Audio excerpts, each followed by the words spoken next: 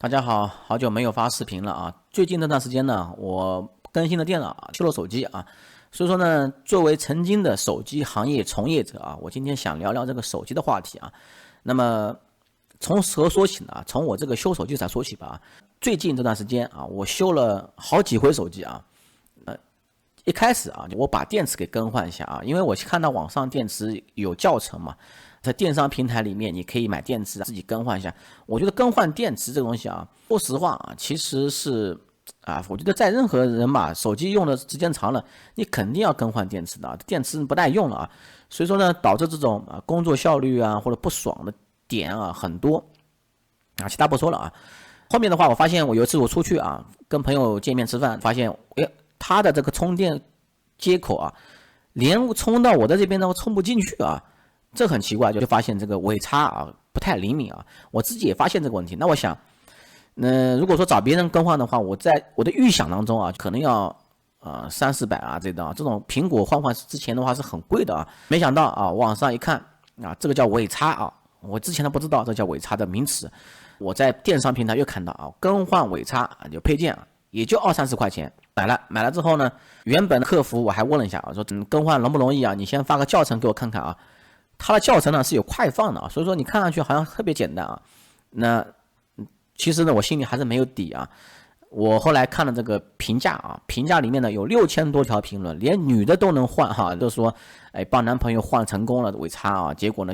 非常有成就感啊。所以说呢，我想我自己也不是个非常笨的笨蛋嘛，我想他能换，为什么我不能换好呢？结果我自己换啊，我也能换好啊，我也换好了啊。当然的话，花了2个小时时间啊，前后啊看了这个教程，你就一步步做啊。其实只要仔细啊，不要乱搬啊，不要乱用力啊，基本上还是可以的啊。只是工具的话，我觉得如果说想换更好的话，我觉得你提前可以买一套更专业的工具啊，不要用它的工具包。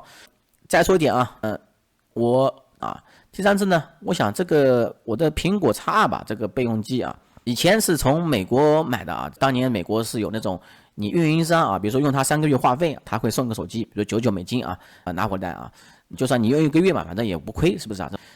这个手机非常划算啊，而且这个手机呢，它是有一个实体卡加一个 eSIM 卡啊，非常好用。那么我当年也知道国行的版本的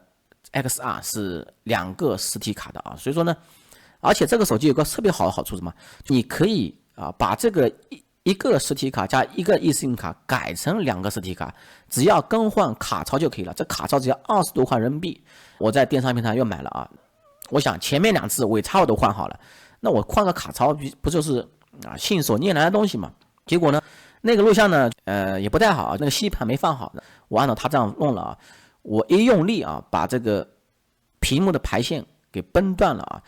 最主要原因还是在于自己过于自信吧，因为前面几次啊，你更换电池啊、更换尾插啊，你都有这种经验在了啊，想到这个已经拆过、维修过了嘛，所以说这个机器应该不会很贴合，所以说呢，我特别用力啊，一用力就啪崩断了啊。那崩断之后呢，这怎么办呢？我原本还想啊，这个大不更换排线嘛啊，排线就叉的问题，其实也不是说非常难的问题啊，没想到这个排线呢是很难的啊，你纯粹更换排线很难的。其实我觉得啊，应该是这样的原因啊。主要原因是因为像我这种情况的人啊特别少啊，就算你这手机摔了，从楼上摔下来，你也不会把这个排线摔断啊。所以说这种情况呢特别少。那但是这种情况怎么办呢？只能是把这个屏幕更换掉啊，换总成。我一看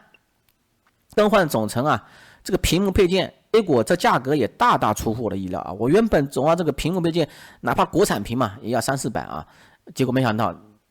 只要60到160之间啊，就是国产屏啊，还可以帮你写原彩啊，甚至你就是这个手机啊插到电脑上，通过 S 助手把那盖板码给他，他给你原彩写好啊，你就发过来给你啊，你就安装上就去了啊。我觉得这个配件真的太便宜了啊。当然的话，我觉得有一点啊，新机器啊这个配件是不便宜的。为什么这种老机器这种配件这么便宜呢？主要原因是什么呢？因为这工厂也在大量生产啊。第二个的话，苹果就那么几个型号啊，那么模具不用太多啊，这个模具还能在生产，而且用 X2 的人啊，已经 X2 的机器吧，已经过了5年了，从发行到现在啊，5年下来的话，肯定有很多人啊，这个屏幕坏掉了啊，所以说呢，这种屏幕啊，已经做到非常内卷的价格了啊，所以说呢，这个配件真的便宜啊。如果说你去这种苹果官方店去换的话，我觉得没有1000块钱下不来的啊。前段时间我一个朋友啊在北京，手机啊坏了，屏幕里面漏液了，他去苹果北京那个店啊问啊 iPhone 13啊去修一下，说这屏幕更换一下的话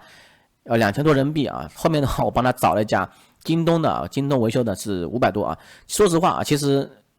他跟我说，他说有人跟他说啊，这更换一下只要200-300，我还不相信啊。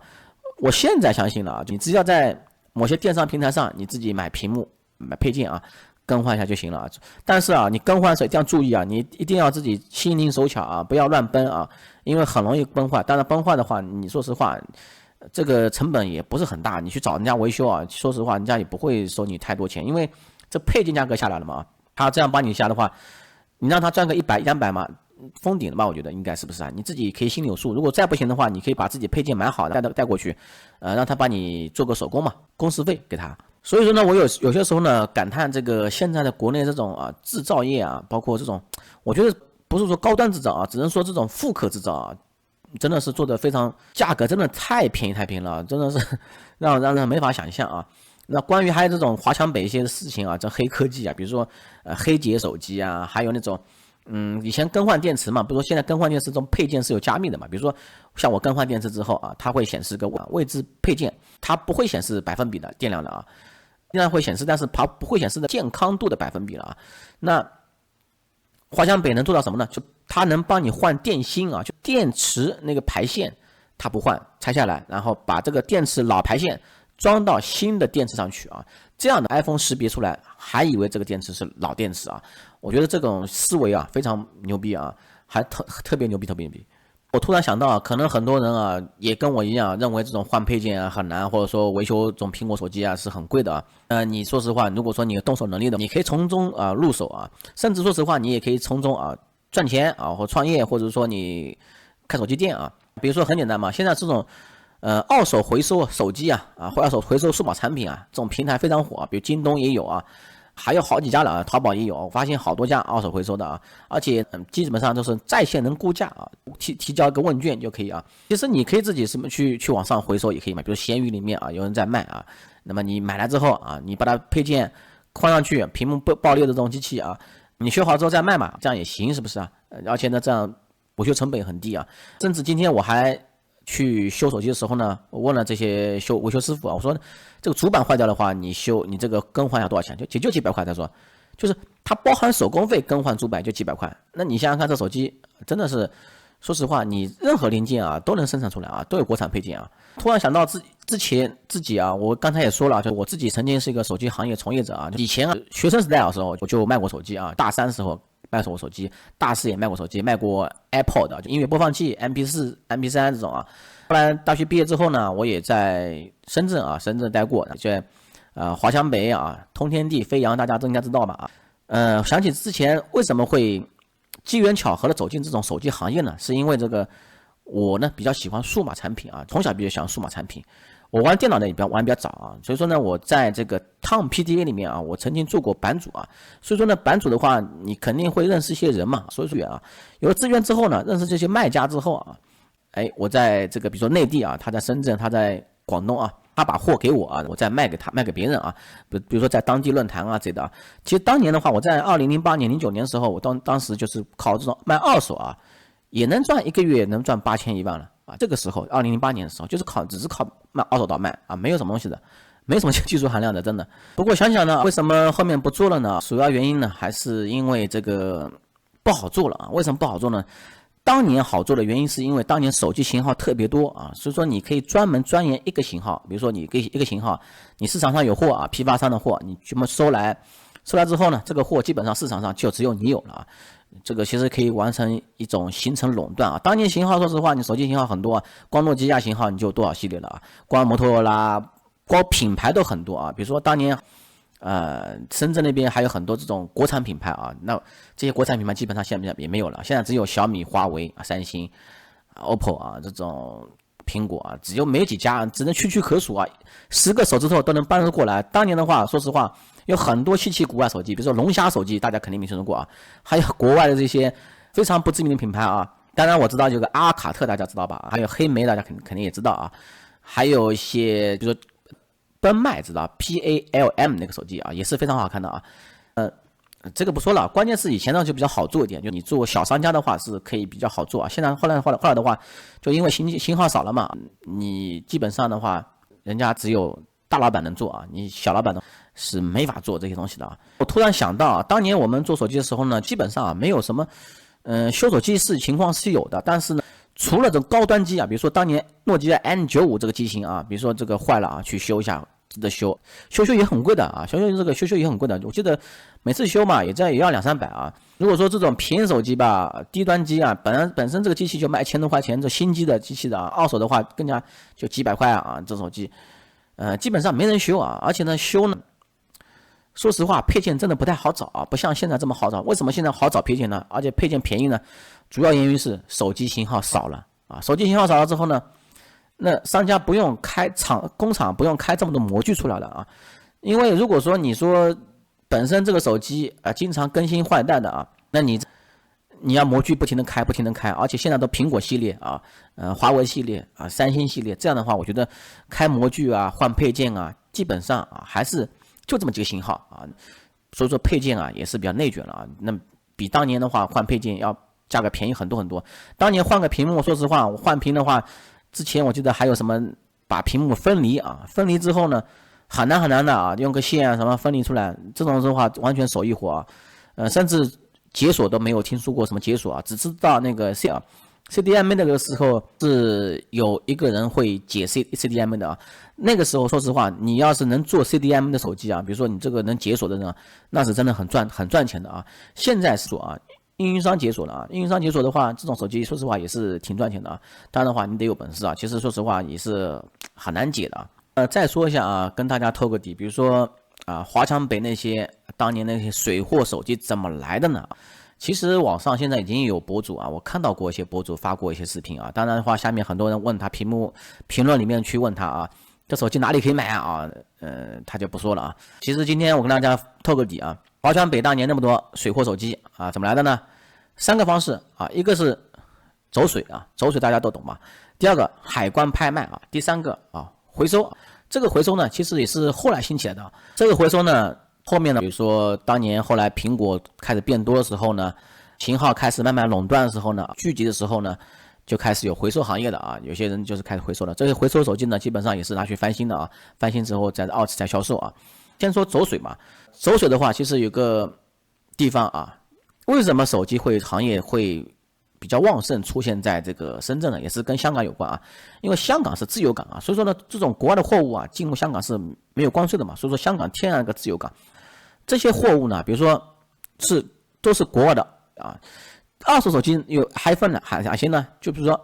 14天机啊，因为在国外嘛。当时他们就比较早了，就是说那种手机嘛，就是你运营商啊买套餐啊合约机啊，当时他们就早就有合约机了啊。那你这个手机用的不爽的话，14天之内你是可以更换的啊，或者说有小毛病瑕疵的话是可以更换的。那14天机的话基本上很新的啊，14天的话它可能连这个盒子都没扔掉啊，配件都是带那个线啊绑住的啊，很新的啊。所以说14天机的话是非常畅销的那时候，看上去完全是可以充新机卖的啊。那再说啊。香港的卖手机啊，比如说卖这种货的地方哪里呢啊？以前啊在旺角啊，现在啊我知道啊，我也看到别人博主视频啊，在观塘，观塘那边有个工业区嘛，观塘的地方比较适合啊。一些大厦里面啊，基本上现在的话那边都跑到观塘去了啊，租金也便宜啊。之前的话旺角那边比较散啊，基本上那些跑过去吧，都是深圳的手机商家之后呢啊，它是这样子的，它是每个型号机器的嘛，里面的。好坏不分的啊，比如说有些嘛，它会分啊 A 货 B 货啊，这样的话分这个成色差异嘛，等级嘛。比如说诺基亚 N95 啊，这个 A 货啊，比如说它挑出来，或者说它 N95 就只有这个型号啊，它是一个纸盒子的，你随便看之后呢，统货，什么叫统货呢？投标机器啊，说呢，在一个房间里面啊，有很多的纸盒子，这个每个纸盒子里面都是同一个型号机器呢，它有个编码啊，你就投标啊。投标的话，就说你写个价格，比如说这个机器我要1400块钱，我可以拿下来港币价格啊。然后呢，投你的会员编号写上去，写个纸条，然后写个价格，然后呢再写个投标的机型啊，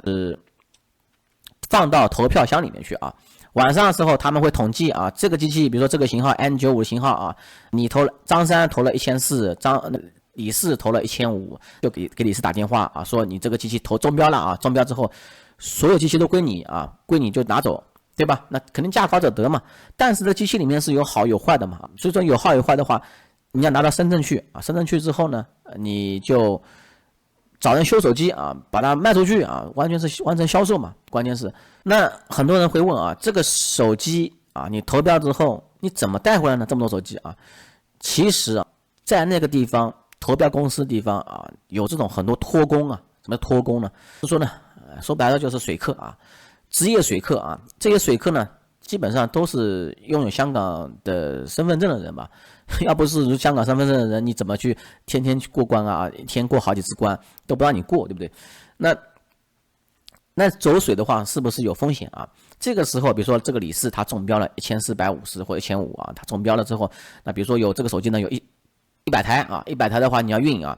，100台的话你不是说如果说万一出事情的话，那15万就不是废了吗？对不对？那这个托工你的钱怎么办呢？他是这样子的啊，门口有托工啊，托工会跟中标者说啊，那个货你要不要帮你拖的？就是每一台啊加30加50加60加100啊，主要看机型啊，看这个机的价格啊，价格高的话肯定贵啊，价格便宜的话啊便宜啊，那当然的话也看当时啊，如果说海关严打啊，那么价格也是贵了啊。托工帮你把这个钱把钱付了之后呢，他就拖到深圳啊，深圳然后就把你把钱给他啊，他把货给你啊。那当然这钱的话，你加了运费了嘛，每一台加30加50加100都不一样啊。那你可能会想啊，万一这个李四说到了深圳，这个机器到深圳之后不要了呢？这种情况说实话很少存在啊。不要的话，基本上你要被列入黑名单啊，或怎么样子啊，我具体不知道啊。但是呢，如果说我觉得他不要，你就算你这个机器不要的话，这个货到了深圳之后，基本上啊，这托工又不是光认识你一个老板，他说实话，他也可以给别的老板嘛，对不对？所以说呢，这就是叫走水啊，走水来的机器。那你也会想啊，走水来的机器他们怎么来的？香港的机器怎么来的呢？今天我给大家透个底啊，其实香港之前有个公司啊，专门做这种手机的公司叫 MPX 啊，懂行的估计懂啊 ，MPX 是非常有名的一个投标公司嘛，专门搞投标的。他们这家公司呢，我看过他们官网啊，他们因为香港人跟英国是比较有联系的，是不是？所以说呢，很多手机啊，沃达丰啊什么的，包括里面手机卡都没拆啊。我看过他们官网啊，他们官网在英国伦敦是有办公室的啊。后面呢，我看到是说实话啊，他们是以什么？以环保名义啊，比如说在大街上啊立个牌子啊，环保名义让你做一个环保贡献者。比如说你这个手机回收给我，你这个手机不用了啊，给我给你个什么优惠券啊，超市的礼品卡，哎，这样的话，那些有钱老外啊，觉得这手机那不用了嘛，给他，就有点类似于我小时候啊，有些人那个上门来收破鞋子啊，这种啊收鸡毛、鸭毛，还有这甲鱼壳，道理是一样的啊，回收嘛，给你一点糖，是不是？其实吧，在国外啊，这种手机啊，对他们来说的话，也是这种啊经常的消耗品啊，所以说，类似于现在中国的二手衣服卖到非洲去一样火，道理是一样的啊。那其实说实话啊，非洲很多国家二手衣服，说实话是不允许进口的啊，说实话是洋垃圾嘛啊。那当年说实话，很多越南人也跑到香港来这投标手机啊，也有的啊，甚至还有卖到柬埔寨啊、孟加拉国。所以说当时主要是因为发达国家跟发展中国家差异很大啊，而且这些手机厂商呢摩托罗拉、诺基亚这种厂商啊，基本上是欧美厂商，是吧？甚至我可以告诉你啊，比如说当年日本，说实话手机也是做得非常不错啊，但是日本手机啊，制式啊跟那个欧美不太一样啊。其实这种手机说实话你不能在中国内地用啊，但是啊，而且这种也没有汉语版本啊。但是这种日本手机啊，拍照功能特别好，所以说可以当个玩具用啊。比如说这手机啊，它在日本都是垃圾用的啊，在香港啊。卖给你80港币，你可以拿到中国来淘宝上去卖啊，卖多少钱呢？卖240人民币啊，所以说当时的钱还是比较好赚的啊。好，再说回来啊，第二点啊，就是怎么来的呢？海关啊，海关怎么来的呢？我跟刚才说的托工嘛啊，托工他们走水路啊，不是走水路，就是走那个啊，做水客是有风险的嘛，肯定有人被查到过啊，被查到我之后啊，肯定被海关给没收了啊，海关没收之后，海关也没用这些洋垃圾啊，那海关也要去拍卖。是吧？那有人就能搞到这些渠道啊，有人可能去拍卖啊，而且拍卖的话，金额说实话一次都很大的啊。可能他不是说天天搞拍卖，就是可能说一阵时间，比如说1个月搞一次啊，几个月搞一次，这一块呢我不是很了解。但是如果说当时要是我有钱的话，其实我完全是会去参与海关拍卖啊。我知道有一个人有一个商家是专门做海关拍卖机器的，他拍卖之后呢，也是很多时候呢卖给这些商家手机商家。第3点的话就是回收嘛，回收这点呢很好理解，就因为后面慢慢的国内的手机呢也兴起了，国内的经济也变得好了中国发展很快所以说呢手机呢也更新换代苹果1年更新1个，对吧？那这种情况，那中国人也不把手机当成一个很贵重的物品了，所以说也有很多人愿意做一个环境保护者所以说愿意把手机兑换京东礼品卡或者兑换沃尔玛礼品卡这种情况出现了那包括现在手机回收行业还是二手回收行业还是很火京东也在做拍什么东西的，我看到很多次我最近我有个我也想试试想卖个东西比如说那苹果手表苹果的 iPad 这种老的机器我想卖掉没什么用放家里面好吧，今天就跟大家聊这个关于手机的事情